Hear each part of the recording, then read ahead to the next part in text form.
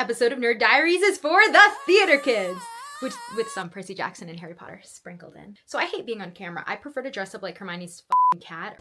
He's in league with black. Yeah. Or talk about fictional characters, not myself or my life, because in general, I feel like my personality is kind of off-putting, which I'm fine with, but like, I don't want to subject other people to that. But I had requests for more vlog content, and I'm trying to do more of that this year because I think it's like a small little niche corner of this YouTube community that actually is interested in seeing vlogs, and you guys are so nice to me, so in the comments, so thank you. But I've decided to start calling all my vlogs Nerd Diaries because vlogs sound scary and intimidating, but Nerd Diaries is like, yeah, that's my little nerd adventures. Let's go on these little nerd adventures together.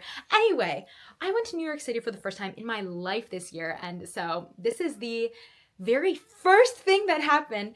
The first day I was there. Hamilton fans, prepare yourself because I wasn't prepared. Non-Hamilton fans, sorry, skip to the next part of the video, I guess.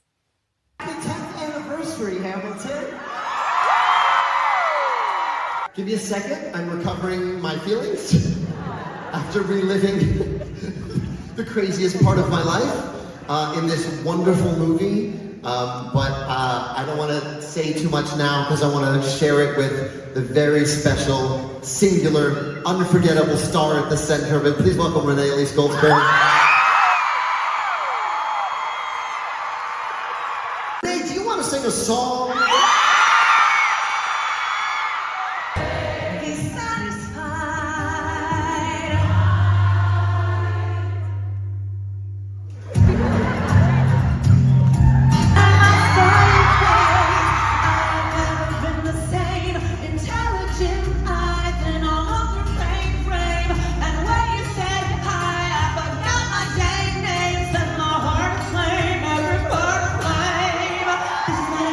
Strike me as a I'm sure I don't know what you mean. You forget yourself. You're like me, I'm never satisfied. Is that right? I've never been satisfied. My name is Angelica Schuyler. Alexander Hamilton. Rachel's not this wrong. Unimportant, there's a million things I haven't done. Just you wait, just you wait. Stop, stop, stop. So this is what it feels like to match with someone at your level. What the hell is the catch? It's the feeling of freedom of seeing the light. It's Ben Franklin with the key and a kite. You see it right. The conversation lasts 2 minutes, maybe 3 minutes. Everything we said in total till 3 minutes. 3 minutes, a bit of a dance. A bit of the posture is a bit of a stand. Three fundamental truths at the exact same time. I'm a world in which my only job is to marry rich. My mother has no son, so I'm the one who has the social life for one. Cause I'm the oldest and the wittiest and the gossip in New York City, Sin City. And Alexander's penniless. That doesn't mean I'm not on any list. Do stand for me, cause I'm a silent sister. That I love is satisfied. Have to be naive to sit satisfied. Maybe that is why I introduced them to a lie. But now that's his pride. Nice going Angelica, he was right. You will never be satisfied.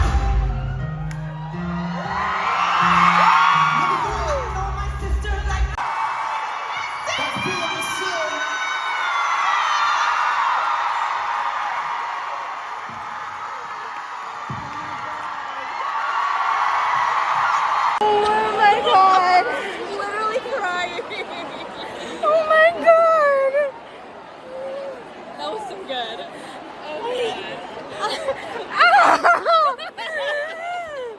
Okay, we just saw the original cast of Hamilton perform Satisfied, and like Philippa Sue, we didn't know she was gonna be here, and then when she sings about her sister, and then she just came out from the wings, and I screamed so loud. I can't, what just happened? Okay, a little more explanation where I'm not losing. I can't talk because my sister's right there and she's gonna judge me. So we were going to the screening of the documentary Satisfied, which talks about like Renee Elise Goldsberry's experience of being a mother while being in Hamilton, and they were supposed to have like a little talk after the screening with her and then Manuel Miranda, and then he was like at the end of the talk he was like, oh, like, did you want to sing something? And then she started singing Satisfied, and then Lin-Manuel Miranda joined in on his part. He like jumped up from his chair and joined in, and then when it gets to the part, then I turn and see my sister's face, and she is Philippa Sue walks in from the wings, and like nobody even knew she was going to be there. So my sister, she refuses to be in my video, but she was saying how we watched like Hamilton on Disney Plus every single night, and we would be like, oh my gosh, imagine if you could actually see the original cast perform Hamilton. And that's literally what we just got to do. Anyway, I'm dead. I'm never gonna recover from that. I'm still like have adrenaline from that experience. Good night. Why are you taking my quotes and putting them in the video without credit, bitch? Credit to my sister. She's enchanted by Eleni on Instagram, because if I don't credit her, I get called a bitch. Do you have anything else you'd like to say to the camera, Eleni? Comment, like, subscribe. She says comment, like, subscribe, but like in a tone mocking me.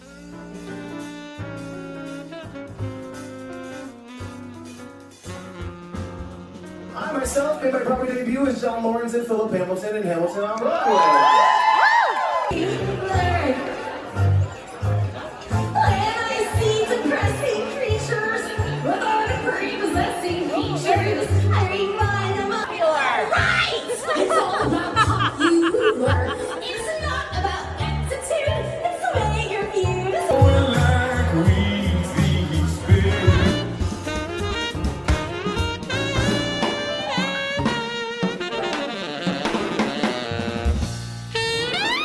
Okay, about to watch first Broadway show, and it's The Outsiders. I'm gonna die.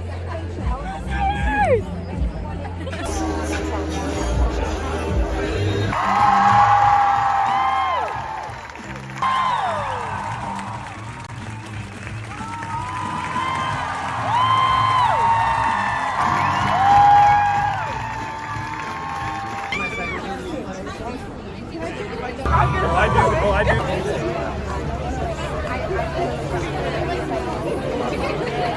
So the reason I went to New York was just to see The Outsiders, which I know is an insane thing to do, to plan a trip just to see one show. But like the theater kids, you guys will feel me on this, right? Yes.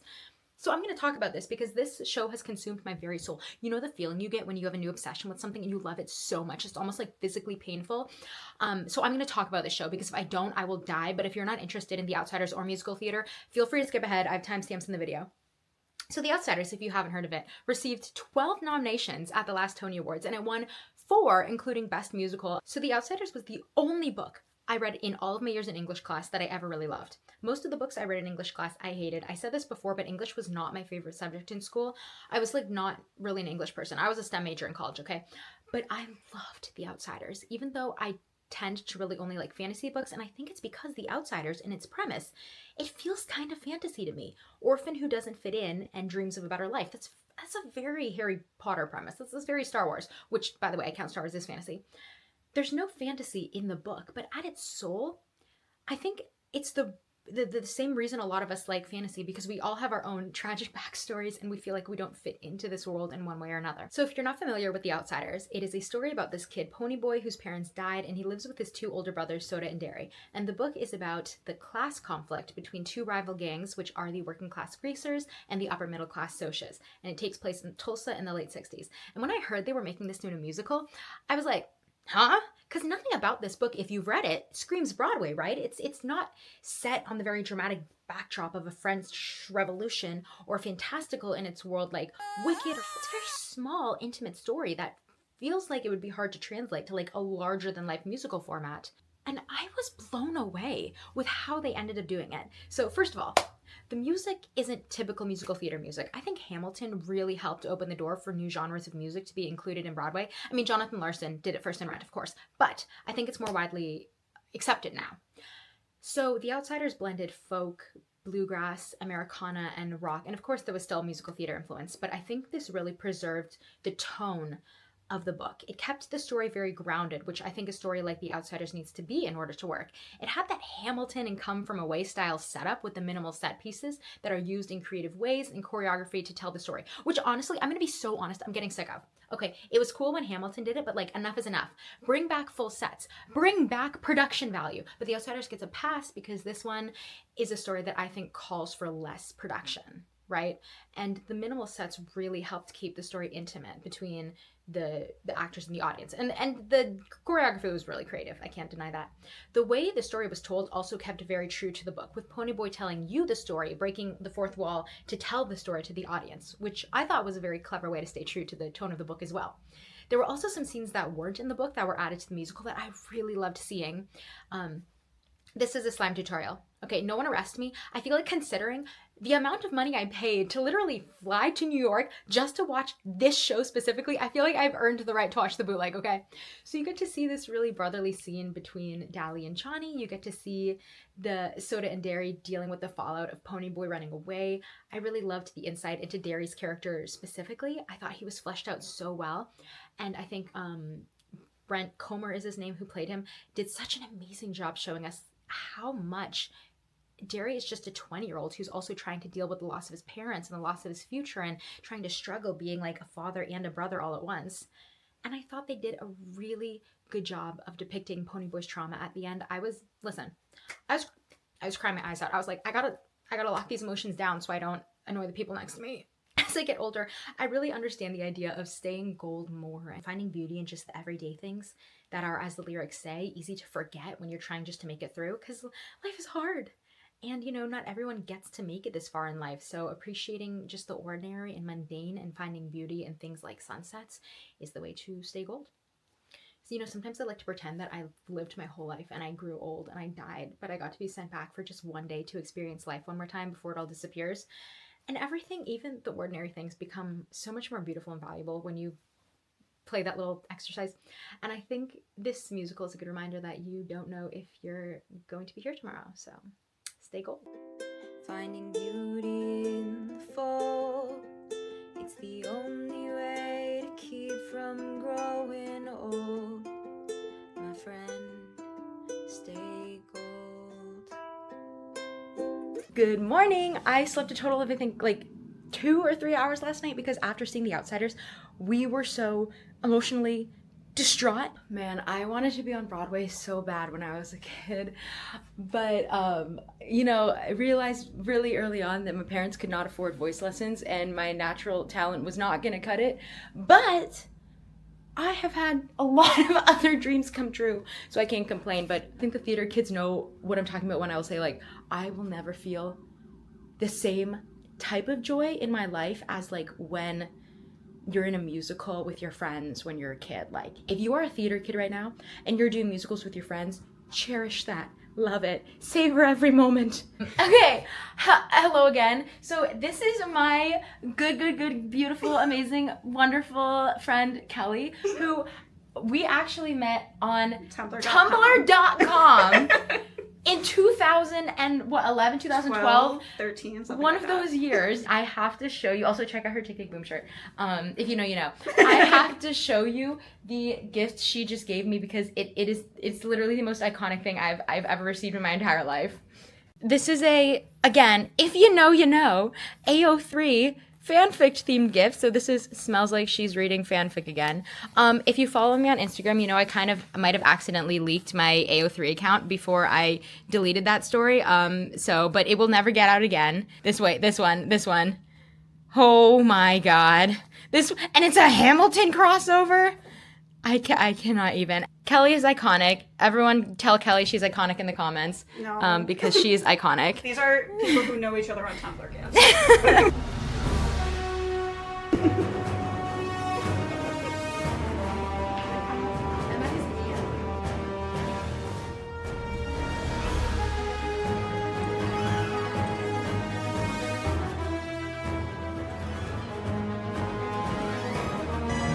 This side is cute. Oh, beautiful. No, but my friend literally gave Better be Gryffindor, Ravenclaw, Hufflepuff. We don't have any Slytherins. I just want him like standing across from me while I sleep. No, you know what I mean? No, you don't. They're bonding over book talk. They just met. And we've got like very in-depth book talk description going on here. No one's even talking about Harry Potter. The snake was speaking partial tongue. I just missed it, but the snake was speaking partial tongue. I swear it wasn't in my head. Maybe it was because I haven't slept in like 2 days. Wait, he's moving. He's spinning. He's rotating. Oh, that's cool. I didn't even know they had these wands. That's so, oh my God. Look, this is a Hufflepuff wand. $10 ice cream. Is it worth $10? Honestly, yeah.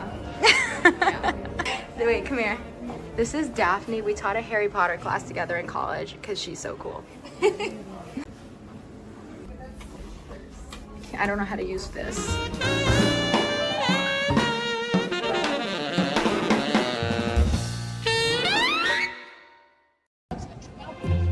All right, about to go tell Zeus to pay his child support.